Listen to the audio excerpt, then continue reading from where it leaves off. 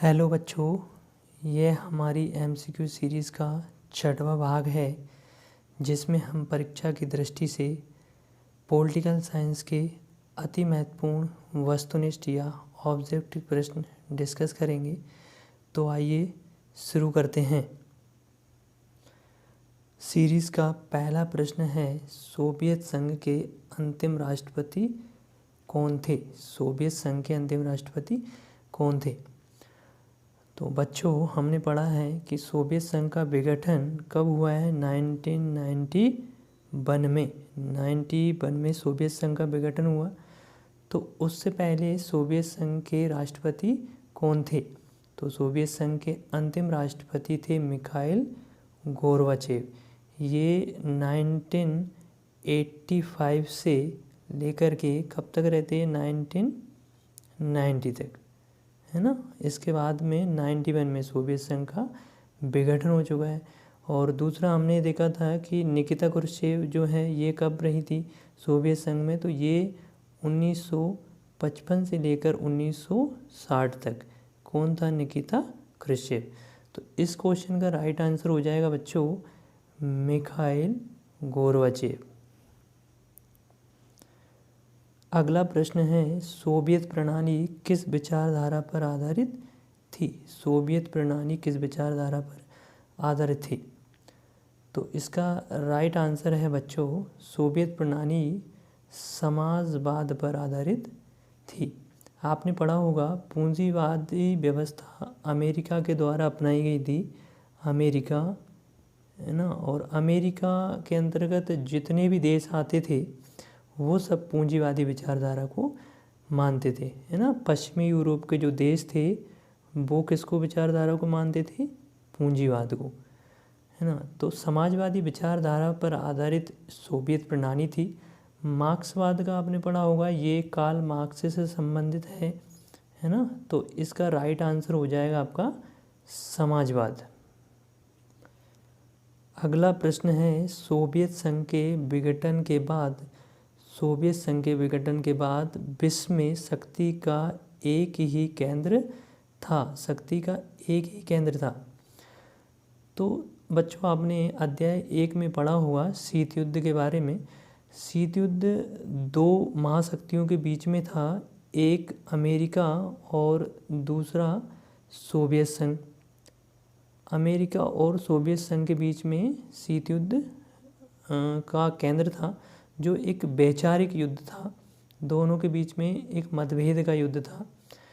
तो जब सोवियत संघ का विघटन हुआ 1991 में जब सोवियत संघ टूट गया, तो उसके बाद में शक्ति का एक ही केंद्र बचा था, क्योंकि सोवियत संघ और अमेरिका के बीच में ही दो विचारधाराओं के बीच में शीत युद्ध चला हुआ था। तो जब सोवियत संघ, यह दो महाशक्तियाँ थी, जब सोवियत संघ का विघटन हो गया तो फिर विश्व में एक ही शक्ति का केंद्र बचा, और वो कौन सा था? अमेरिका।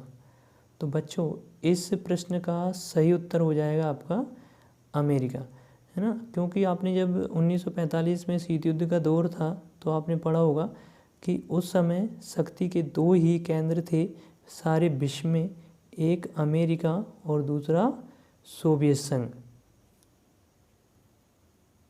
अगला प्रश्न है, वर्तमान में रूस के राष्ट्रपति कौन हैं?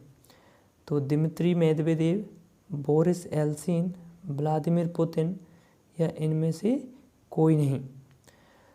तो बच्चों, रूस जो है यह सोवियत संघ यानी कि यूएसएसआर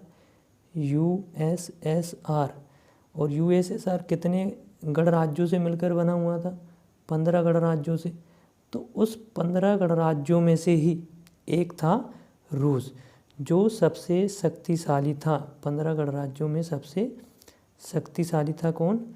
रूस, है ना। तो जब सोवियत संघ का विघटन हुआ तो उसमें से ही रूस बना है, और उस रूस के वर्तमान राष्ट्रपति हैं व्लादिमीर पुतिन।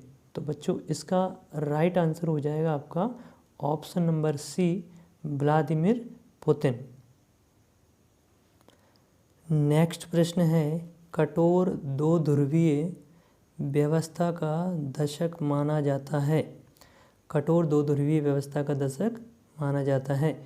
ऑप्शन ए है 1955 से 60, ऑप्शन बी है 1945 से 1955, ऑप्शन सी है 1970 से 1980, ऑप्शन डी है इनमें से कोई नहीं।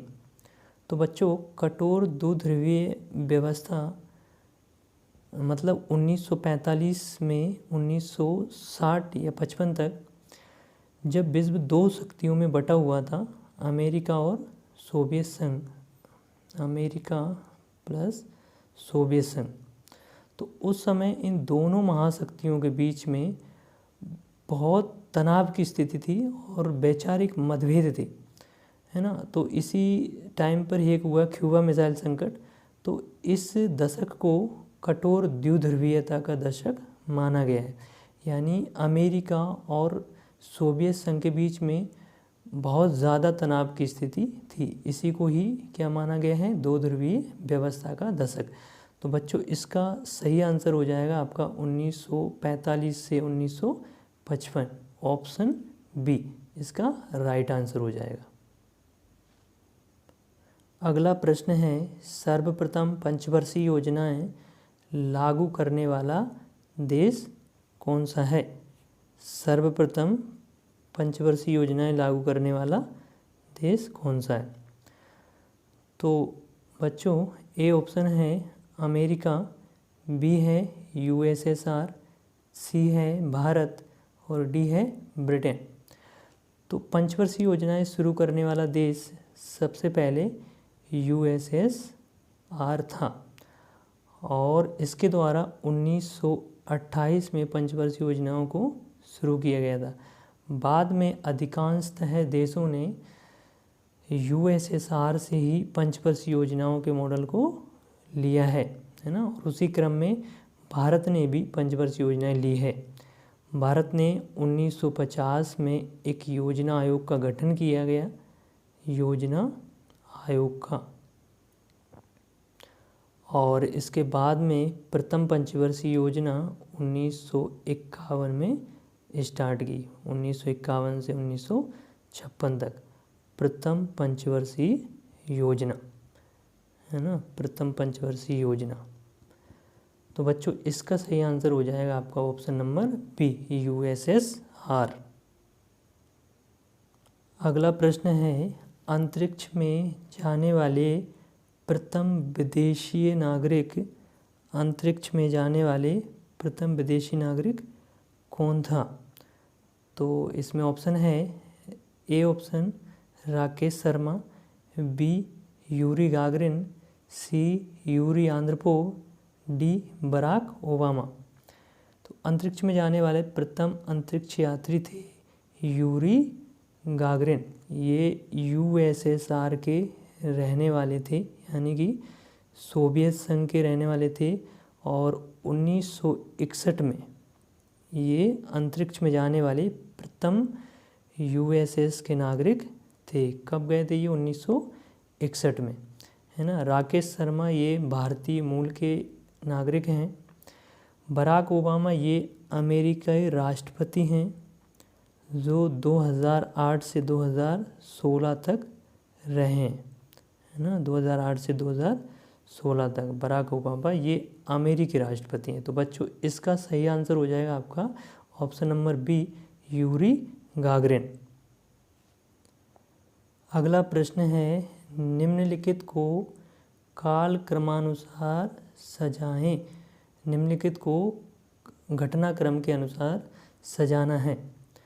तो ए ऑप्शन है बर्लिन की दीवार का गिरना। बच्चों, आपने पढ़ा होगा जर्मनी का जब दो भागों में विभाजन हो गया था, तो उस समय बर्लिन की दीवार को एकीकरण के समय बर्लिन की दीवार को गिराया गया था। तो बर्लिन की दीवार कब गिराई गई थी, 1989 में। फिर रूसी क्रांति, रूसी क्रांति बच्चों पूंजीवाद के विरोध में कब हुई थी, लेनिन के नेतृत्व में 1917 में। और ये किसके नेतृत्व में हुई थी, लेनिन के नेतृत्व में। फिर सोवियत संघ का विघटन, सोवियत संघ का विघटन बच्चों 1991 में हुआ है, 1991 में। और ऑप्शन डी है खुले द्वार की नीति, तो ये चीन के द्वारा अपनाई गई थी 1978 में। अब बच्चों आपको इसको जमाना है ABCD के क्रम में। तो सबसे पहले क्या हुआ बच्चों 1917, ये तो ऑप्शन ए। फिर इसके बाद में 1978 यानी ऑप्शन डी। फिर 1989 यानी ऑप्शन ए। और फिर 1991 यानी ऑप्शन सी। तो बच्चों ADAC के क्रम में आपको जमाना है। अगला प्रश्न है बोल्शेविक रूसी क्रांति के नेतृत्वकर्ता कौन थे।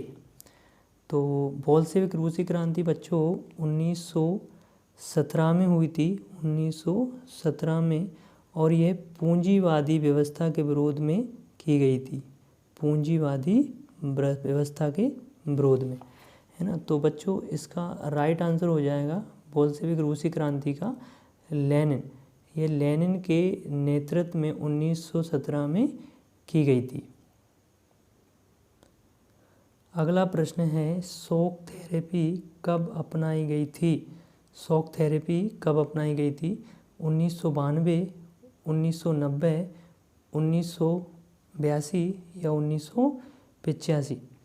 बच्चों शॉक थेरेपी का मतलब है कि किसी भी देश की व्यवस्था में आर्थिक राजनीतिक स्तर पर बहुत सारे बदलाव कर देना, है ना। किसी भी व्यवस्था में अचानक से बहुत सारे बदलाव कर देना क्या कहलाता है, शॉक थेरेपी, है ना। तो बच्चों शॉक थेरेपी को अपनाया गया था 1990 में।